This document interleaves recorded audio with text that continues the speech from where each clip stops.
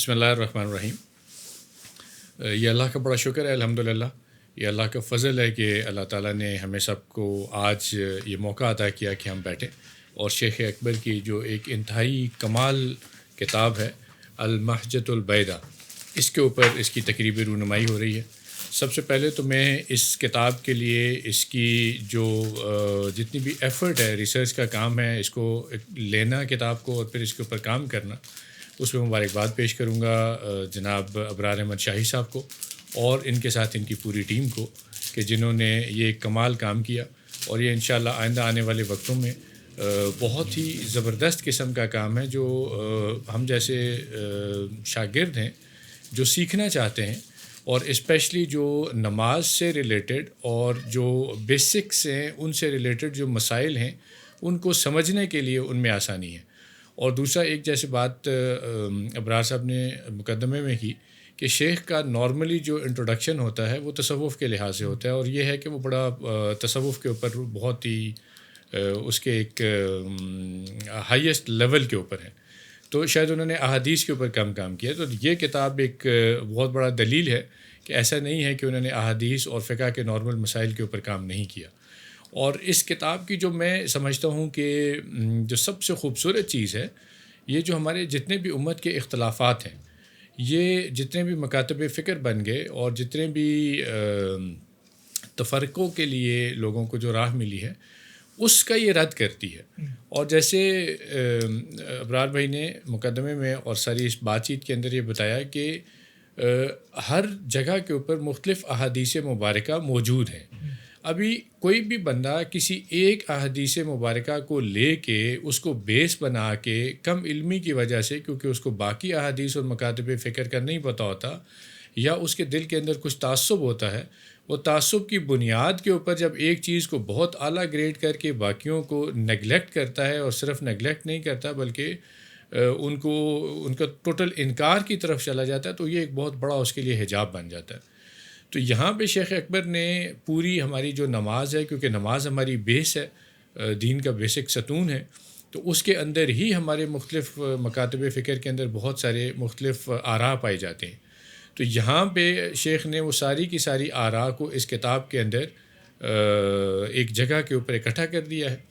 اور number of time, میں آج ابھی پہلی دفعہ یہ ابرار بھائی سے بات کرنے لگا ہوں کہ نمبر آف ٹائم میرے سے نا کبھی ابھی پچھلے دنوں میں بھی ہم ایک محفل میں بیٹھے ہوئے تھے، تو مغرب کی نماز کا ٹائم ہوا، نماز ہم نے پڑھی، تو ایک صاحب نے نماز پڑھائی، تو انہوں نے کہا کہ جی یہ دعا کرنا حدیث میں شامل نہیں ہے، اچھا، یہ اس سے ثابت نہیں ہے۔ اچھا،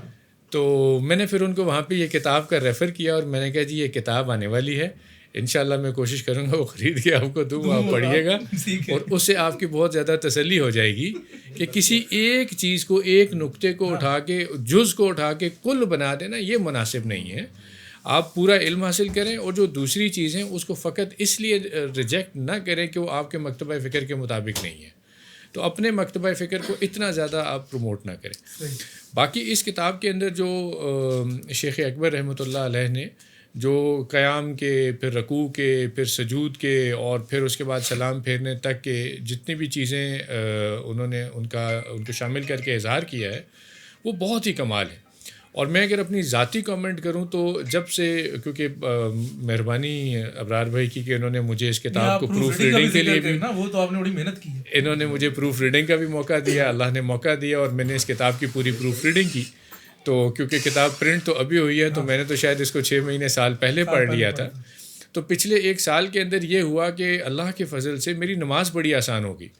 وہ بعض اوقات ہوتا یہ تھا کہ نماز کے اندر ہم کوئی ایک کام جس کے اوپر ہم متفق ہوتے ہیں، چاہے وہ امام مالکی ہے، امام شافعی ہے، حنبلی ہے، جس بھی ہم مکتبہ فکر کے اوپر ہوتے ہیں، تو ہم اس چیز کو فقط دیکھ رہے ہوتے ہیں۔ لیکن جب شیخ اکبر کی یہ کتاب پڑھی اور اس میں جب مختلف احادیث مبارکہ کو پڑھا، تو پھر پتہ چلا کہ جی نہیں، یہ جتنے بھی مکاتب فکر ہیں حقیقت میں سختی کی ضرورت نہیں ہے، سب کسی نہ کسی حدیث کو بیس بنا کر انہوں نے اپنے ایک عمل کو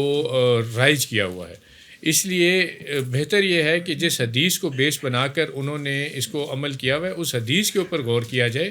نہ کہ کسی ایک مکتبہ فکر جس کے ساتھ ظاہری طور پہ ہمارے کچھ اختلافات ہیں تو ہم کہیں کہ یہ معاملہ ٹھیک نہیں ہے۔ تو اس لیے میں ایک دفعہ پھر ابرار بھائی کو مبارکباد پیش کرتا ہوں اس کتاب کے پرنٹ ہونے کے اوپر، اور ان کی پوری ٹیم کو، جتنے لوگوں نے ان کے ساتھ یہ کام کیا. اور یہ ایک بہت ہی کمال کی کتاب ہے. میں ریکمینڈ کروں گا تمام کے تمام جو ہمارے قارئین کرام ہیں کہ اس کتاب کو ضرور پڑھیں، اور اس کتاب سے کو پڑھ کے ایک تو آپ کو شیخ اکبر کی معرفت ملے گی، اور شیخ اکبر کے ذریعے سے جو نماز کے جتنے بھی مسائل ہیں اور نماز کا جو طریقہ کار ہے جو کریم آقا صلی اللہ علیہ وآلہ وسلم نے پیش کیا، اس کو سمجھنے میں، اور پھر سیرت النبی صلی اللہ علیہ وآلہ وسلم، کیونکہ نماز سے ہی اس کا آغاز ہے، تو جب یہ ہم کریں گے تو ہمارے لیے یہ سیرت کو سمجھنا آسان ہو جائے گا. اور جب ہماری کسی بھی چیز کی بیس ٹھیک ہو جاتی ہے، ابتدا اس کی ٹھیک ہو جاتی ہے، تو اس کے بعد اس کے اوپر بننے والی بلڈنگ انشاءاللہ خوبصورت بھی نظر آتی ہے اور بہت اچھی ہوتی ہے. اور ایک کامنٹ ہلکا سا میں یہ بھی کروں گا کہ ابھی جو ایک بڑی خوبصورت بات کی کہ اپنی عقل کو یا اپنے فہم کو جو لمیٹڈ ہے اس کو حتمی کبھی بھی نہ سمجھیں.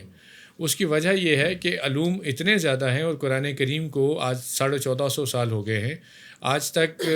ناٹ ایون اے سنگل قاری کے جس نے یہ کلیم کیا ہو کہ مجھے قرآن کریم کے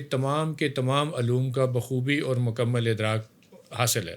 ایسا کوئی بھی نہیں ہے. اس لیے حتمی رائے آپ نہ دیں، اپنی رائے بھلے آپ دیں، اور اگر کہیں پہ احادیث مبارکہ یا قرآن کریم کی آیت آ جائے تو وہاں پہ تھوڑا احتیاط برتنی چاہیے، اور وہاں پہ تھوڑا رک جائیں، اپنے آپ کو، اپنی انا کو تھوڑا نیچے کر لیں، اور حدیث مبارکہ اور قرآن کریم کی آیہ مبارکہ کو آپ ترجیح دیں، اور پھر اس کے اوپر کوشش کر کے تھوڑا سا غور و فکر کریں. انشاءاللہ امید ہے کہ اللہ تعالیٰ کی ذات اپنا کرم فرمائے گی، اور ہمیں وہ معرفت اور وہ نور عطا فرمائے گی جو وہ ان لوگوں کو عطا کرتی ہے جو کہ ہدایت کے رستے کے اوپر ہیں، اور وہ اللہ تعالیٰ ڈائریکٹ ان کی ہدایت کر رہی ہوتی ہے کسی نہ کسی ذریعے سے. اور کسی نہ کسی کو اپنا استاد ضرور بنائیں، کیونکہ استاد بہت سی چیزوں کی اصلاح کرتا ہے. اگر استاد نہ ہو تو بہت سی چیزیں ہمارے دلوں کے اندر ایسی ہوتی ہیں جو ہماری عقل میں یا ہمارے